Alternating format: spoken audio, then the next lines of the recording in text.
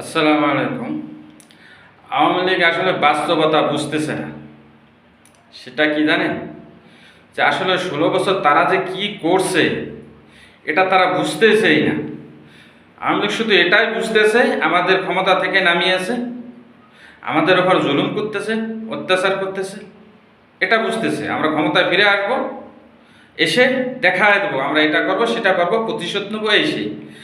আরে বাপুরে, তোরা কি ফিরে আসবি? তোরা কি প্রতিশোধ নিবি? আর তোদের উপর বা কি অত্যাচার করতেছে? তোদের উপর কেউ অত্যাচার করতেছে না। অত্যাচার তোরা 16 বছর করে গেছোস, এটা বুঝতেছে।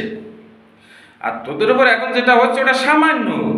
16 বছর তোরা যা করছস, এর যদি বিএনপি জামাত যারা আছে এরা যদি প্রতিশোধ নেয়, তোদের তো পাড়া মহল্লা গ্রামগঞ্জে একজনও বেঁচে থাকার কথা না। তোরা বুঝিস না কেন?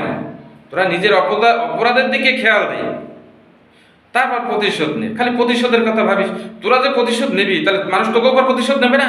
তোরা যে 16 বছর করছিস, এর প্রতিশোধ কি হবে? এর প্রতিশোধ যদি বিএনপি জামাত নিতে, তাহলে ভয়াবহ অবস্থা হয়ে যাবে। সেটা একবার ভাবিস। সেটা না ভেবে খালি বলছিস প্রতিশোধ নেবি, এটা করবি সেটা করবি। বোকামি বাদ দে, আওয়ামী লীগ ছেড়ে দিয়ে সঠিক পথে হয়, দেশ জাতি নিয়ে ভাব, সংসার নিয়ে ভাব। এটাই তোদের জন্য বেটার। আওয়ামী লীগ আর ফেরবে না, ভাও চিন্তা করিস না।